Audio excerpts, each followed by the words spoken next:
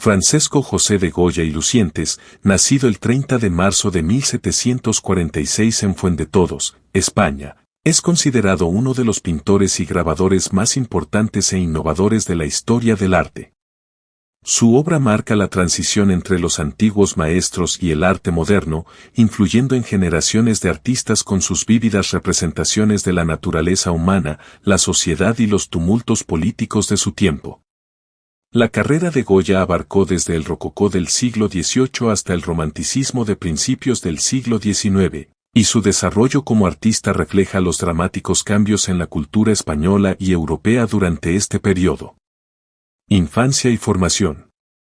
Goya nació en una familia modesta. Su padre era dorador, y su madre provenía de una familia noble menor.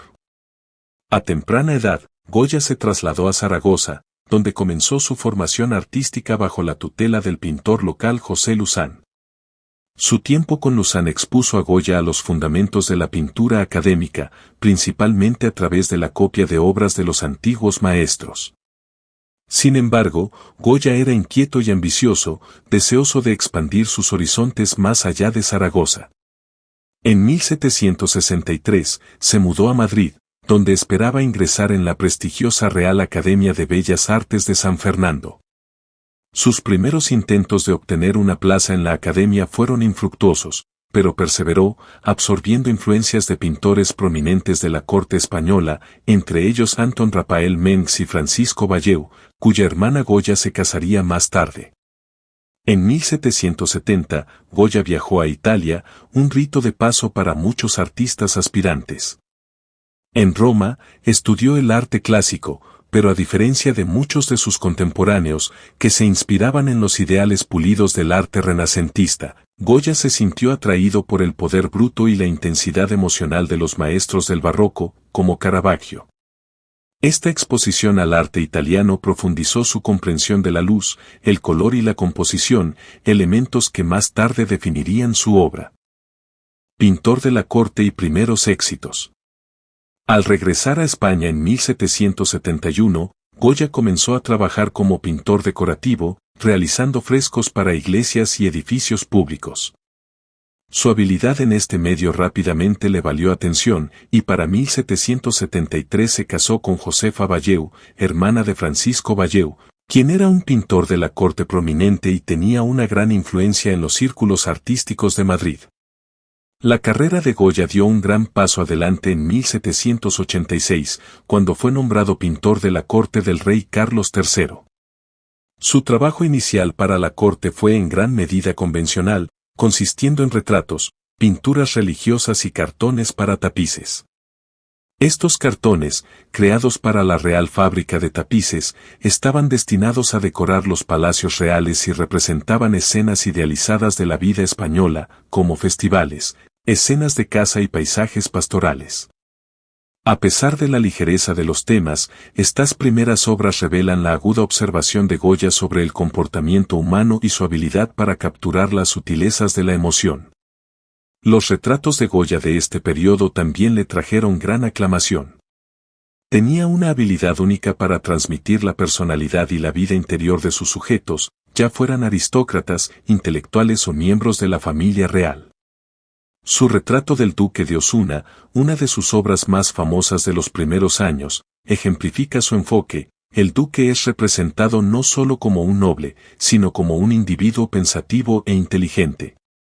Los retratos de Goya mostraban una creciente profundidad psicológica, lo que los diferenciaba de las representaciones más formales e idealizadas típicas de la pintura de la corte.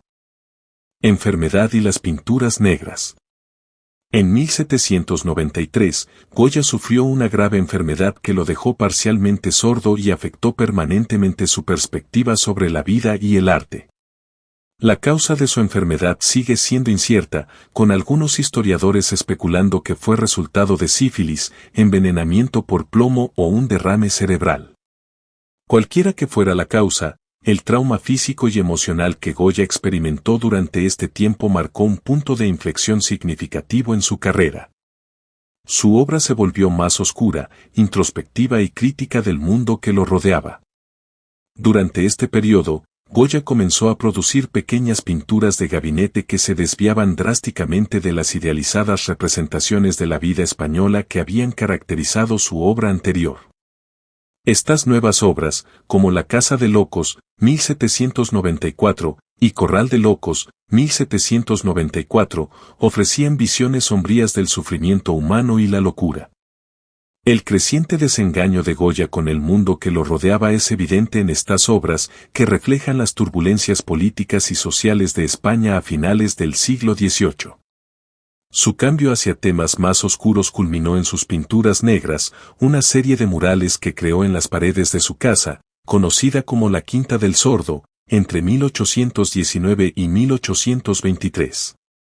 Estas pinturas son algunas de las más perturbadoras y enigmáticas de la historia del arte occidental, con escenas de pesadillas de violencia, locura y desesperación.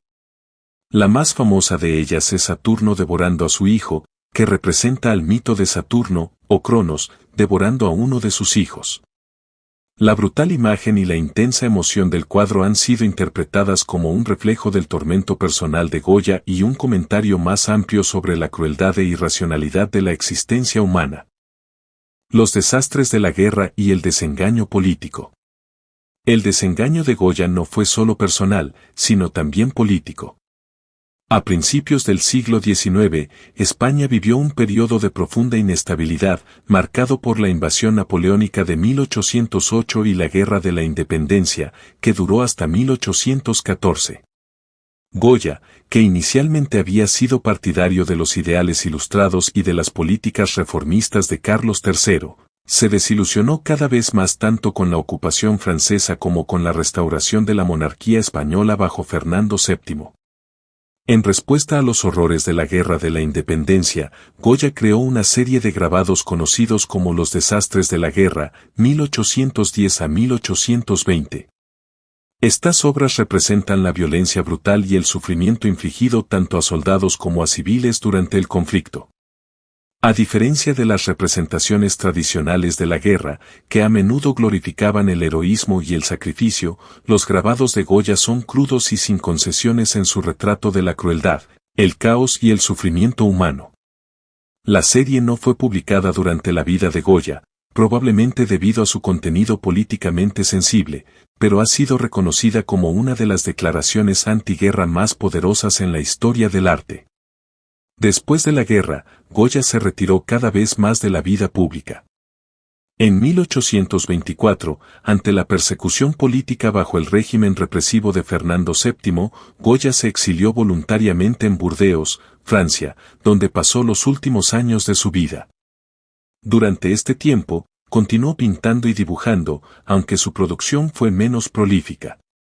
Sus últimas obras, como La lechera de Burdeos, 1827, son más sosegadas, pero siguen reflejando su continua preocupación por los temas del envejecimiento, la soledad y la mortalidad. Legado e influencia. Goya murió en Burdeos el 16 de abril de 1828, dejando un cuerpo de obra que influiría profundamente en el desarrollo del arte moderno. Su habilidad para transmitir las complejidades de la naturaleza humana, su valiente exploración de temas oscuros y tabúes, y su uso innovador de la luz, la sombra y la composición le han ganado un lugar como uno de los mayores artistas de la historia del arte occidental. La obra de Goya tuvo un impacto significativo en artistas posteriores, particularmente en los movimientos romántico, realista y surrealista. Sus representaciones del sufrimiento humano y los aspectos más oscuros de la psique resonaron con los románticos, mientras que su retrato sin concesiones de las realidades sociales y políticas influyó en realistas como Edouard Manet. En el siglo XX, la obra de Goya fue admirada por surrealistas como Salvador Dalí y Pablo Picasso, quienes vieron en su trabajo un precursor de sus propias exploraciones del sueño, la pesadilla y el subconsciente. En muchos aspectos, Goya fue un artista visionario, uno que trascendió las convenciones de su tiempo y abrió nuevas posibilidades para la expresión de la experiencia humana en el arte. Su obra sigue siendo tan relevante hoy como lo fue en su tiempo, un testimonio de su profunda comprensión de las complejidades de la condición humana.